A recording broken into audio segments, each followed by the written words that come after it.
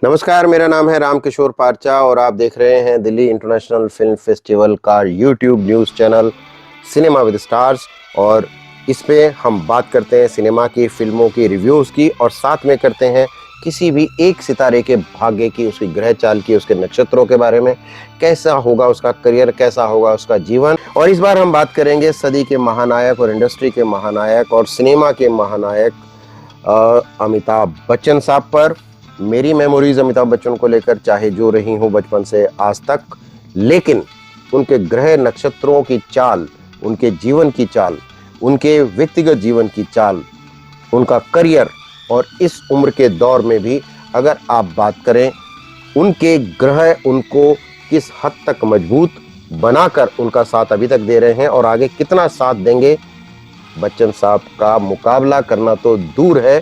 Industry नहीं बल्कि अगर विश्व सिनेमा की भी हम बात करें तो वो पहले स्टार हैं पंडित जी, जो इस उम्र में भी हर पीढ़ी के साथ काम कर रहे हैं। और अमिताभ बच्चन अकेले ऐसे एक एक्टर हैं जिनको हर पीढ़ी ने देखा। एक परिवार की 4 पीढ़ियां उनको एक साथ देखती हैं। अगर उनको उनके दादाजी ने देखा है तो पिताजी भी देख रहे हैं, बेटा भी देख रहा है और फिर पोता भी देख रहा है। तो इसमें उनके ग्रह नक्षत्र और उनका जो पंचांग है जीवन का, उनके जो कागज़ लिखे गए हैं पंडित जी, वो कैसे लिखे गए हैं, और इस पर बात करने के लिए मैं भरत शर्मा जी से आपका परिचय करवा देता हूं। हालांकि भरत जी किसी परिचय के मोहताज नहीं हैं, और पिछले शोज़ में जो हमारे लिए कमेंट्स आप लोगों ने किए हैं उसका आभार। आप कमेंट्स करते रहिए, चैनल देखते रहिए, लाइक करते रहिए, शेयर करते रहिए और सब्सक्राइब करते रहिए।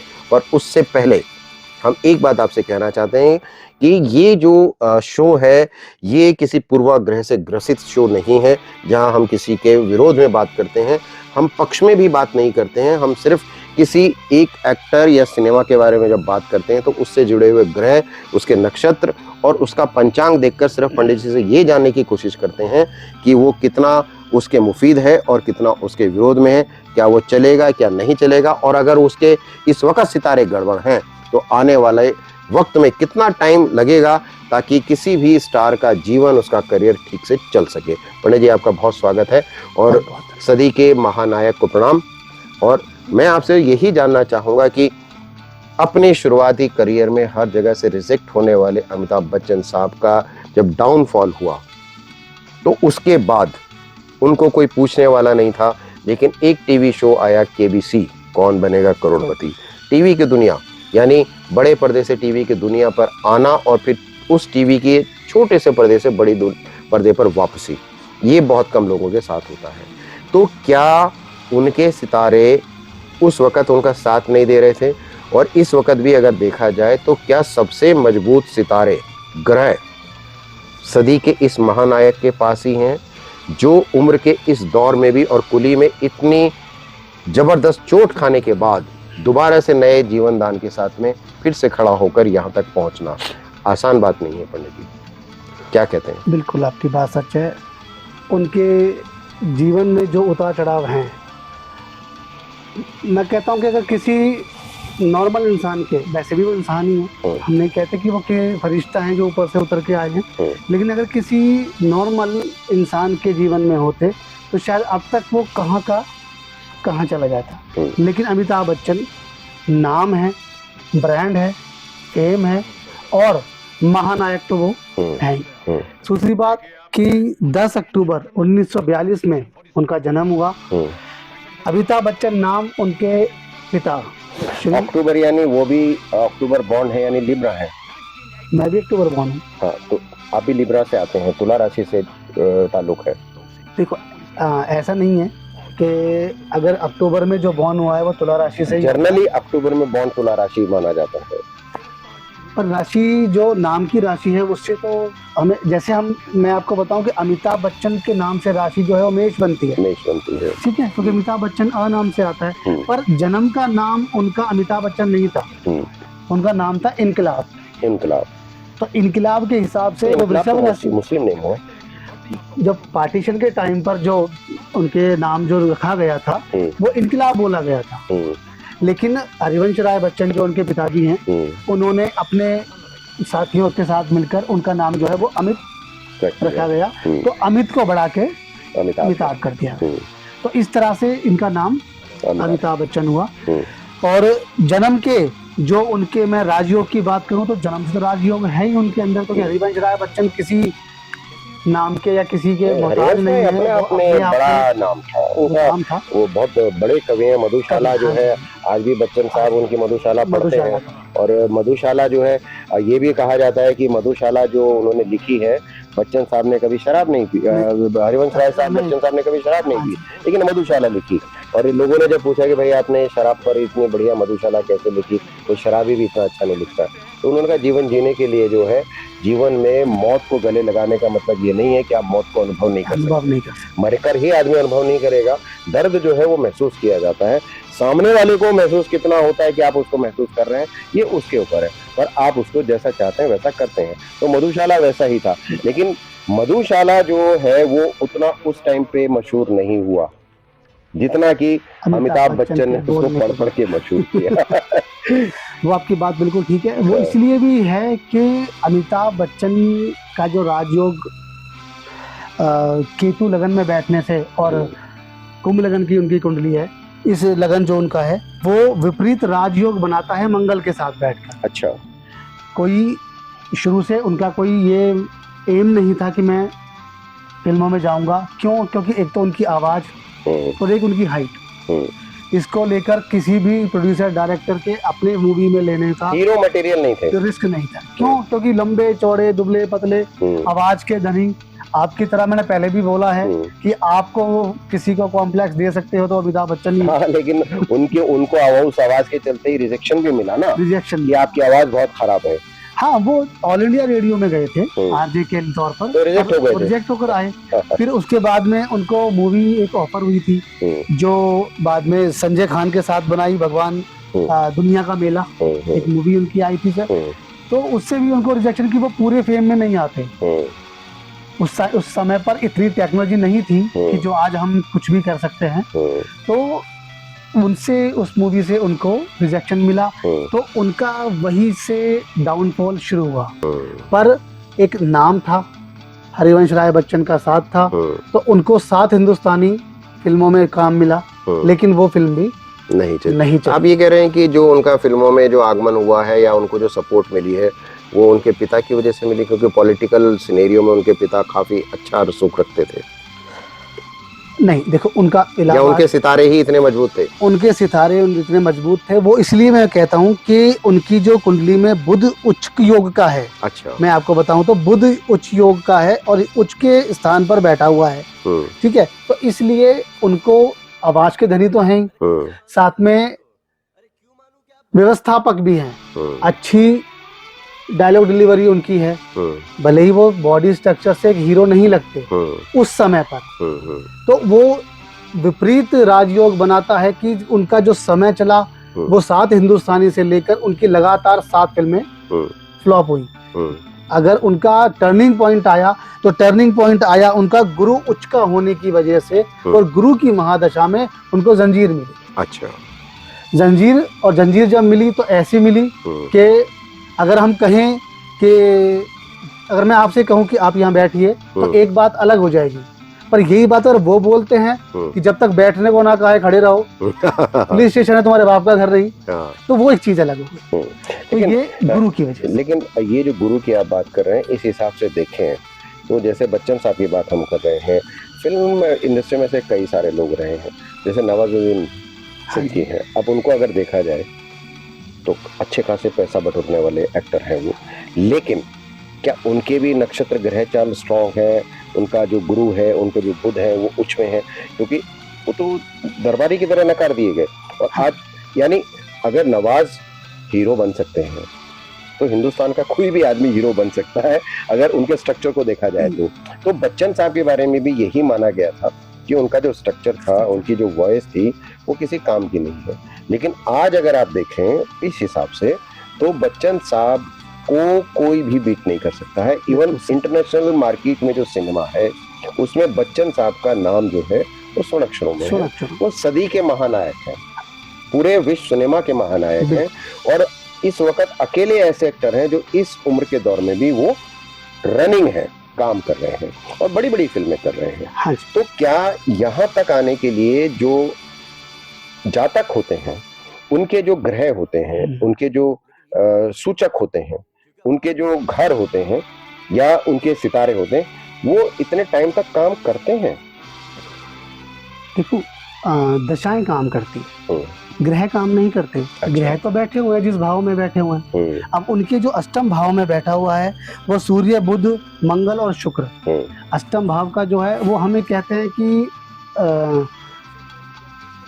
मोक्ष का भाव है, मृत्यु का भाव है, मृत्यु का भाव है, मोक्ष का भाव है। लेकिन मंगल के साथ सूर्य का बैठना और सूर्य का भी अच्छे भाव में बैठने का मतलब है कि वो दीर्घायु देता है। अच्छा। जैसे आपने बात की कि कुली में जो उनके साथ इंसिडेंट हुआ और बाद में भी उनको काफी दिक्कत का, पर लोगों ने एक बार के लिए तो ये सोच लिया था कि अभी अमिताभ बच्चन नहीं रहेंगे, लेकिन वो उसको भी मात देकर आए।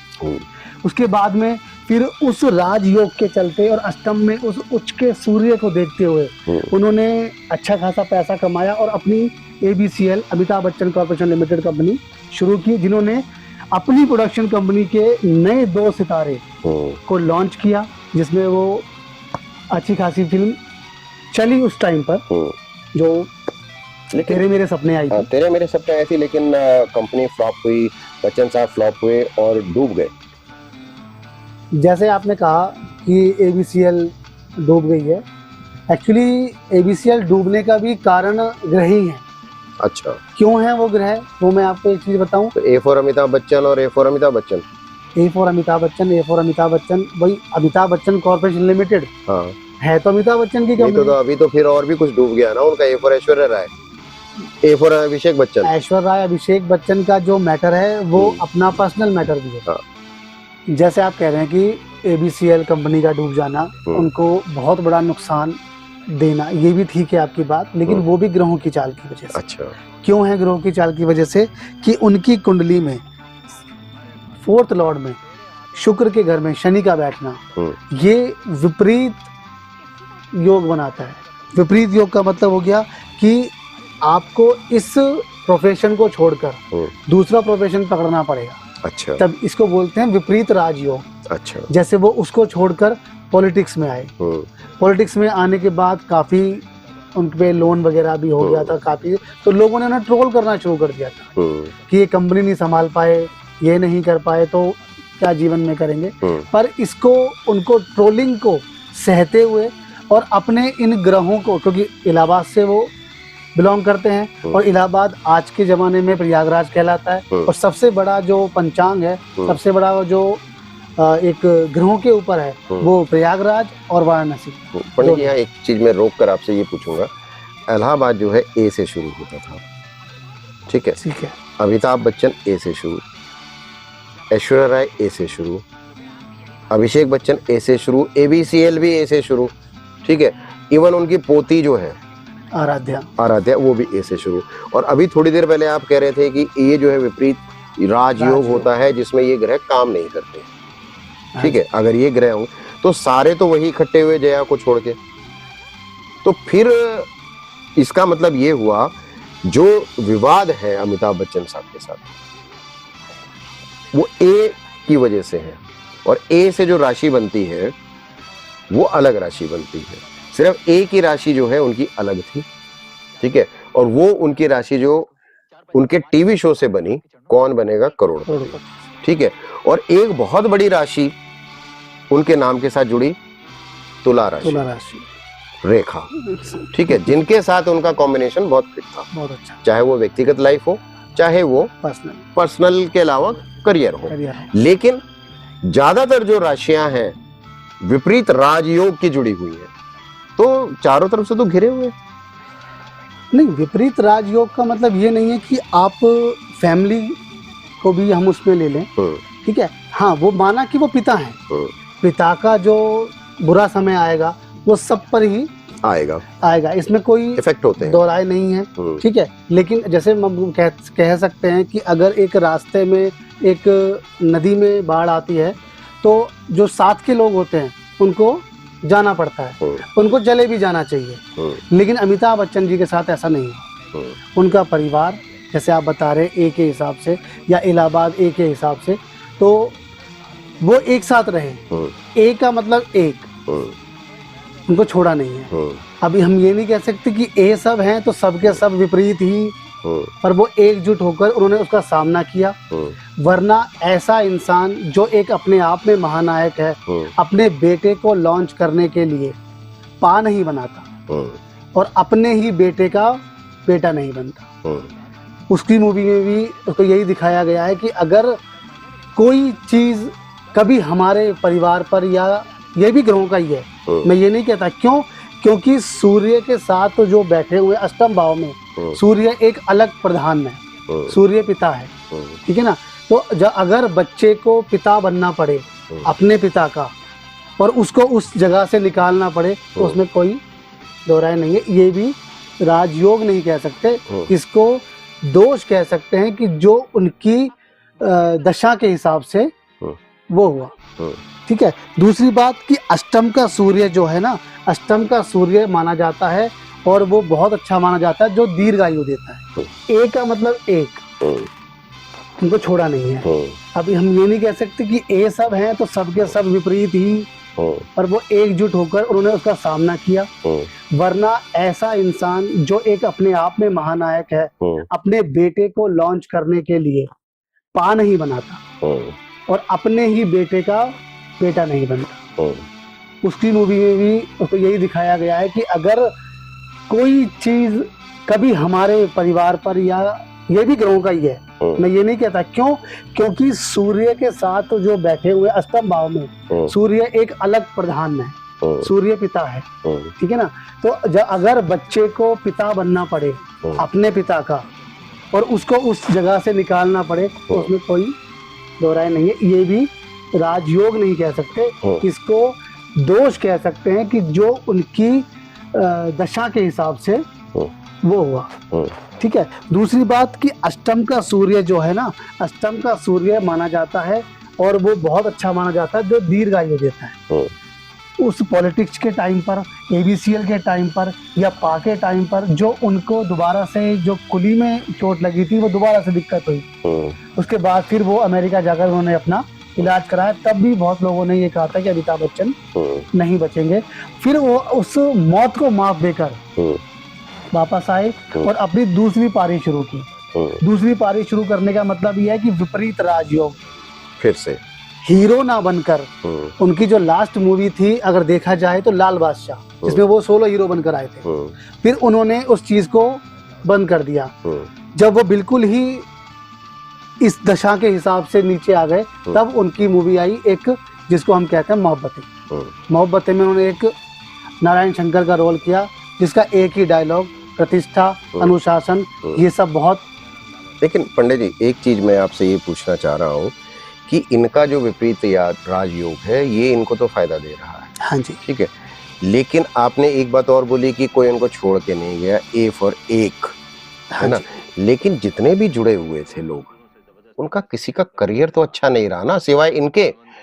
अभिषेक बच्चन डाउन, ऐश्वर्या राय शादी में डाउन, आराध्या बेचारी, उसका कुछ पता नहीं बच्ची का, जया बच्चन डाउन। अगर वो पॉलिटिक्स में नहीं आती तो उनको कोई नहीं जानता, तो कंपनी चली गई। तो कुल मिला के तो राजयोग, विपरीत राजयोग के बावजूद हिस्से में तो इन्हीं के आ रहा है, बाकी लोग तो है ही नहीं कहीं। नहीं कहीं, यही है, कहाँ जाएंगे। हाँ, तो भाई काम तो चाहिए ना। आप देखिए, करियर वाइज ऐश्वर्या राय के पास कुछ नहीं है, करियर वाइज अभिषेक के पास कुछ नहीं है, चुनिंदा फिल्में आती हैं। बाकी के परिवार की, उनकी जो व्यक्तिगत लाइफ है, आप देखिए, राजयोग होने के बावजूद परिवार का जो सुख है उनका विवादों से भरा रहा। बिल्कुल, ठीक है। वो इंदिरा गांधी फैमिली के साथ रहे, कांग्रेस के साथ उनका गहरा नाता रहा, राजीव और संजय उनके दोस्त रहे, ठीक है। लेकिन राजयोग उनको वहां भोगने के लिए तो मिला नहीं, जीते जरूर, सूट नहीं किया, वापस गए। फिर सिनेमा खत्म हो गया, कंपनी खत्म हो गई, तो तब क्या उनकी ग्रह चाल जो है वो इतनी कमजोर हो गई थी कि उनको इंडस्ट्री से हट जाना पड़ा। मुझे अभी भी याद है, देखिए, मुझे एक किस्सा याद आता है, अगर मैं उसको आपसे साथ शेयर करूं, तो जब केबीसी शुरू होने वाला था तो उसके जो कर्ता और सर्वे सर्वा थे समीर नायर और दीपक सहगल। दीपक सहगल जो है वो मेरे बहुत अच्छे मित्रों में है, समीर भी बहुत मेरे अच्छे मित्रों में। स्टार टीवी जब शुरू हुआ था तो मुझे दीपक ने एक बार ये किस्सा सुनाया था कि भाई वो केबीसी की अवधारणा बनाई जा रही थी और हम लोग लंदन में थे, तो हम जिस होटल में ठहरे थे वहीं पर जो है बच्चन साहब भी ठहरे हुए थे। तो वहाँ जो प्लानिंग हो रही थी, वहाँ पर जो प्रोग्रामिंग हो रही थी केबीसी की, तो सब कुछ होने के बाद में ये पूछा गया कि भाई इसको होस्ट कौन करेगा। अब ये संयोग ही था कि बच्चन साहब उस होटल में रुके हुए थे, तो दीपक सहगल ने ये कहा कि भाई बच्चन साहब यहाँ रुके हुए, आजकल लोगों के पास कोई काम भी नहीं है, तो क्यों ना हम उनसे होस्ट करवा लें। तो लोगों ने कहा कि भाई वो मान जाएंगे। सबसे बड़ी बात ये थी कि क्या मान जाएंगे भाई, वो कहते हैं ना कि हाथी जिंदा लाख का, मरा सवा लाख का। तो बच्चन साहब कोई छोटे मोटे एक्टर तो तब भी नहीं थे। तो दीपक ने ये कहा कि भाई मैं एक बार बात करता हूँ। तो उन्होंने उनसे टाइम लिया और उनसे डिस्कशन किया। तो बच्चन साहब ने उस वक्त भी यही बात अपने मुंह से कही। दीपक ने मुझे ये बताया था, बॉम्बे में कई बार उनसे मिलना होता है।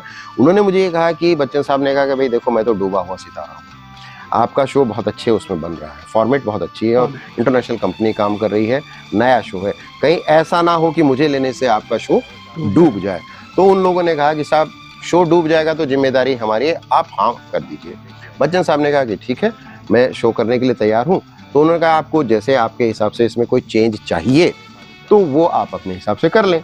तो बच्चन साहब ने उसमें जो टैग लाइन थी केबीसी की, वो पेन मांगा दीपक से और उन्होंने कहा कि साहब इसको काट के आप ये कर दीजिए। और देखिए कि आज भी वही टैग लाइन उसकी बच्चन साहब की चल रही है। और फिर उसके बाद वो चमत्कार है।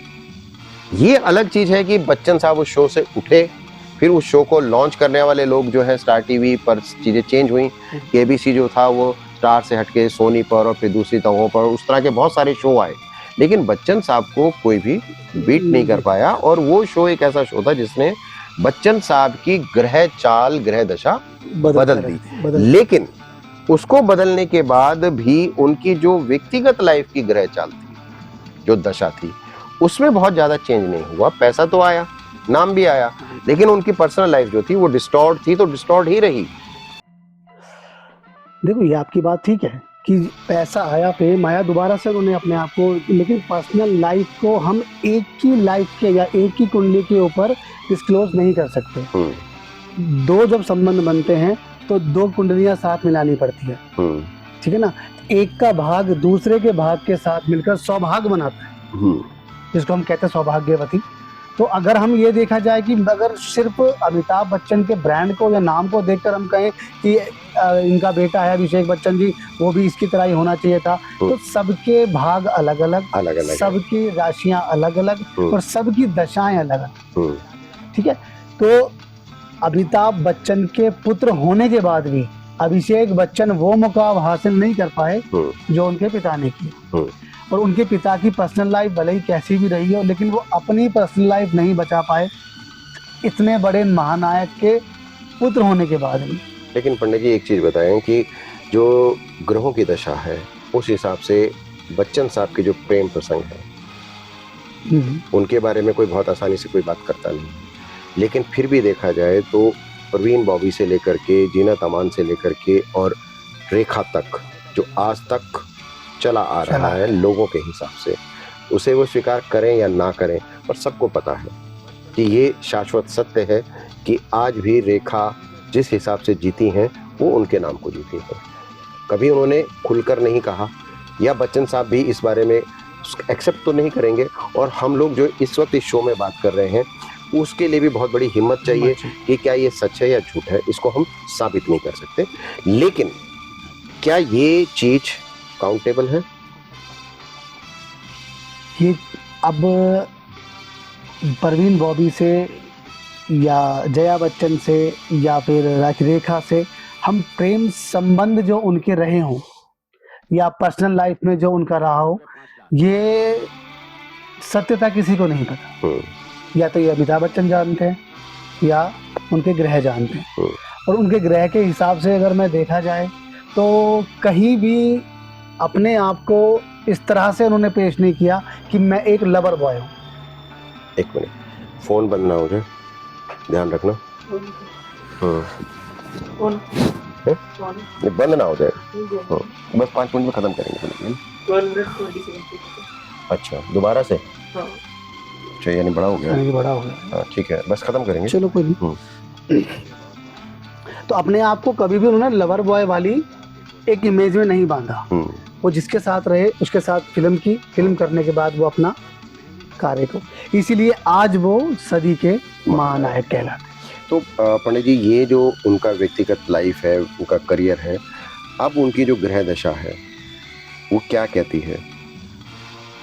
अब उनकी ग्रह दशा जो कहती है वो मैं ये कहता हूँ कि गुरु का उच्च होने के साथ साथ आदित्य योग बनने के साथ अब जो उनका करियर है, अब जो उनका उम्र के ढलाव पर जो आने वाला जीवन है वो मेरे हिसाब से बहुत अच्छा है। अच्छा। पर मैं ये कहता हूँ कि स्वास्थ्य अगर बना रहे उनका, परमात्मा उनके ऊपर कृपा बनाए रखे तो वो और अच्छा, हम तो कह रहे हैं कि आप 3 पीढ़ी की बात कर रहे हैं, 4थी पीढ़ी भी शायद उनको देखने के लिए सामने आ जाए।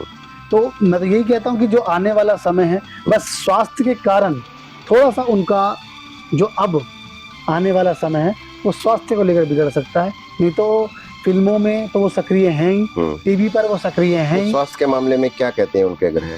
स्वास्थ्य के मामले में देखो, जो उनकी पीठ का दर्द है वो रह रहकर उनको परेशान करता रहा है और कर रहा है। और अब जो अभी बोल बच्चन की शूटिंग के टाइम पर भी उनको प्रॉब्लम हो गई थी, जो फिर उनसे पैरों की वजह से भी नहीं उनसे शूटिंग बीच में रोकनी पड़ी, जबकि बोल बच्चन में वो थे नहीं, सिर्फ एक गाने की शूटिंग में आए थे और रोहित शेट्टी के कहने पर आए थे। पर एक नाम है अमिताभ बच्चन का, अगर अमिताभ बच्चन का नाम भी फिल्म के साथ जुड़ गया तो फिल्म वैसे हिट हो जाती है। तो इसीलिए थोड़ा सा अपने कार्य को धीमा करके, मतलब आप ये कह रहे हैं कि इस वक्त जितनी ज्यादा फिल्में, जितना ज्यादा वो काम कर रहे हैं, ग्रह और दशा को देखें उनकी तो शारीरिक हिसाब से उनको ज्यादा काम नहीं करना। यानी आप सीधे सीधे कहिए ना कि उनके आराम करने का वक्त आ गया है। नहीं, आराम करने का वक्त नहीं है। क्यों? क्योंकि वो आराम नहीं कर सकते, क्योंकि गुरु उच्च का है, बुध आदित्य योग, बुध का मतलब, आदित्य का मतलब बुध सूर्य के साथ बैठा हुआ है। ऐसा इंसान चुप नहीं हो सकता, ऐसा इंसान बैठ नहीं सकता, ऐसा इंसान कभी भी रिलैक्स नहीं कर सकता, काम करता रहे। और अगर वो काम करते रहेंगे तो ही वो दर्शकों के बीच में, हमारे आपके बीच में बने रहेंगे। बस थोड़ा सा स्वास्थ्य का ध्यान रखना पड़ेगा। क्यों? क्योंकि आने वाली जो दशा है वो तो केतु लगन में बैठने के बाद जो काल सर्प दोष बना रहा है उसकी वजह से थोड़ा सा पैरों की तरफ से उनको दिक्कत है, बाकी सब ठीक रहेगा। और ये जो आदित्य योग जो बन रहा है, ये आदित्य योग क्या चीज है वैसे? बुध के साथ सूर्य का बैठना। अच्छा, अष्टम भाव, उसको आदित्य योग, उसको बुध आदित्य योग कहते हैं। तो आप भी थोड़ा सा ध्यान दीजिए कि बुध आदित्य जो योग है वो आप में भी बना रहे, और आप में बने रहने का मतलब ये नहीं है कि आप अमिताभ बच्चन साहब के ग्रह और दशा को लेकर जुड़ जाएं। उसका मतलब ये है कि आप काम करते रहें, मेहनत करते रहें, जितना हो सके अपने आप को फिट रखें, तंदुरुस्त रखें। सेहत अच्छी रही तो आपकी ग्रह दशा भी अच्छी रह सकती है, और अगर ग्रह दशा अच्छी रही तो लगातार आप हमारा शो देखते रहेंगे। और इस शो में बने रहने के लिए आपका बहुत शुक्रिया। आप देखते रहिए दिल्ली इंटरनेशनल फिल्म फेस्टिवल का YouTube news channel cinema with star, और तब तक के लिए आपसे विदा। पंडित जी का बहुत शुक्रिया और आपको नमस्कार।